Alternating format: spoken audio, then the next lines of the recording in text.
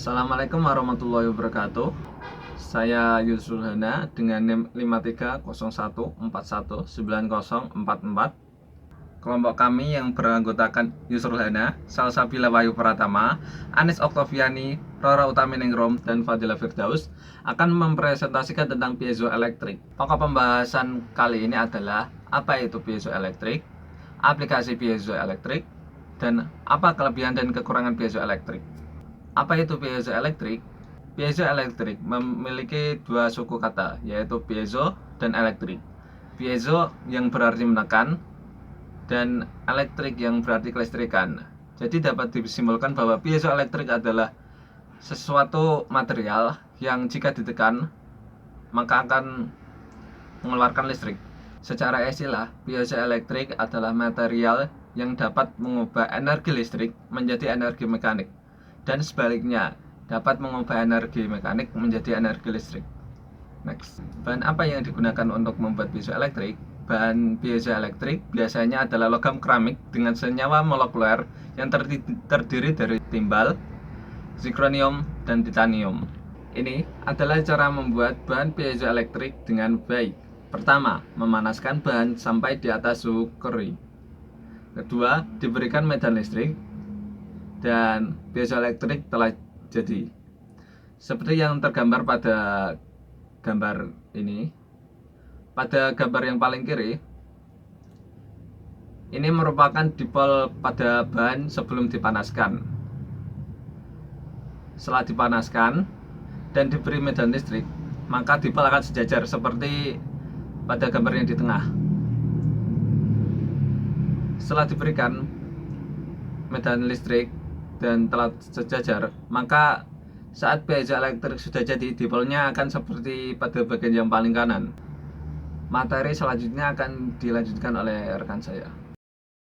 Nama saya Salsabila Wahyu Pratama, NIM 5301419045. Piezoelektrik dapat mengkonversi energi listrik menjadi energi mekanik ataupun sebaliknya dikarenakan saat material ditekan, dipolsnya tidak akan menuju ke arah yang kita inginkan, sehingga terjadi konsentrasi muatan di kedua belah sisinya. Proses yang sama juga terjadi pada saat kita menarik atau memuaikan sebuah material. Contoh pengaplikasian piezoelektrik di kehidupan sehari-hari contohnya seperti printer, pemati gas, earphone, dan juga jam tangan. Pada printer, piezoelektrik terdapat pada cartridge yang berada di dalam printer. Cartridge inilah yang akan mengubah energi listrik menjadi energi mekanik untuk menjadikan soft file atau data kita yang ada di dalam komputer menjadi hard file, yaitu kertas-kertas dengan tulisan atau gambar. Pada pemati gas, piezoelektrik bekerja dengan cara mengubah energi mekanik pada saat jari kita menekan tombol yang ada di pemati gas menjadi energi listrik untuk membuat api. Pada jam tangan, kristal quartz mengubah energi mekanik menjadi energi listrik untuk mempertahankan jam tangan dapat berjalan terus-menerus. Sedangkan pada earphone, piezoelektrik bekerja dengan mengubah energi mekanik yaitu getaran menjadi energi listrik yang mengalir bersama dengan kabel untuk menghantarkan suara. Contoh lainnya seperti robot serangga yang dapat membawa beban sekitar 50 gram dikarenakan penggunaan piezoelektrik yang sangat kecil tapi sangat membantu robot berjalan dengan baik. Contoh lainnya seperti keyboard Samsung. Saat kita menekan keyboard, maka akan menampilkan tulisan yang kita inginkan di layar komputer. Hal ini juga terjadi saat HP kita mati karena baterainya habis. Kita dapat menekan terus-menerus HP kita sehingga kita dapat melakukan panggilan darurat. Perkenalkan, nama saya Anis Oktaviani, NIM 5301419046. Di sini saya akan membahas materi selanjutnya, yaitu energi aerolastik. Aerolastik adalah interaksi antara gaya-gaya aerodinamika dan pesawat udara. Pesawat terbang untuk bisa terbang dengan aman membutuhkan elastisitasnya. Udara dalam hal ini adalah fluida atau cairan elastisitasnya. Untuk mendapatkan energi aerolastik, kita dapat mengubah energi mekanik menjadi energi listrik menggunakan bahan piezoelektrik. Pada prinsip kerja pesawat terbang, hampir mirip dengan ikan berenang. Ketika ikan berenang, otot-otot di kedua sisi tubuhnya berkontraksi sehingga ekornya bergerak maju mundur yang menghasilkan tenaga penggerak untuk menggerakkan ikan ke depan melalui air atau cairan sehingga ikan melakukan pekerjaan di cairan untuk mendorong ke depan. Slide berikutnya yaitu contoh proyek. Yang pertama, flapper. Pada gambar dilihat ada lingkaran hitam yang merupakan penjepit airfoil yang diumpamakan sebagai kepala ikan. Yang ditunjukkan anak panah merah yaitu balok logam yang diumpamakan sebagai tubuh ikan yang memiliki perangkat piezoelektrik. Pada lingkaran kuning merupakan sayap airfoil yang diumpamakan sebagai ekor ikan yang memiliki bahan tipis dan fleksibel. Ketika fluida mengalir dari penjepit ke sayap airfoil, maka perangkat piezo akan membelok yang menyebabkan energi gerak dan mengubahnya menjadi energi listrik. Gerakan yang tercipta yaitu maju mundur seperti ekor ikan. Slide berikutnya yaitu contoh yang kedua, ngengat cyborg.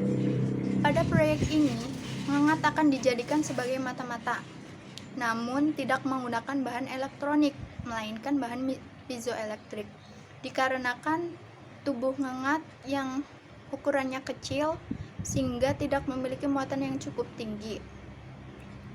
Prinsip kerjanya yaitu ngengat terbang secara lurus, tetapi itu bukan gerakan yang mulus. Karena ketika ngengat mengangkat sayapnya, pangkal tubuh ngengat turun sedikit dan ketika sayap bergerak ke bawah akan menghasilkan gaya melawan hembusan udara untuk mengangkat tubuhnya. Sehingga menyebabkan terjadinya gerakan siklik naik turun selama penerbangan kecil, tapi masih tidak lurus dalam garis lurus. Dan para peneliti berusaha mendapatkan energi dari gerakan siklik tersebut. Perkenalkan, nama saya Roro Taminingrum, NIM 530141947. Di sini saya akan melanjutkan materi dari teman saya tentang ngengat cyborg. Pada ngengat cyborg terdapat dua balok logam yang sangat kecil dan fleksibel. Untuk perangkat piezonya itu berada di bagian dasar tubuh atau berada di bagian bawah tubuh dari ngengat tersebut.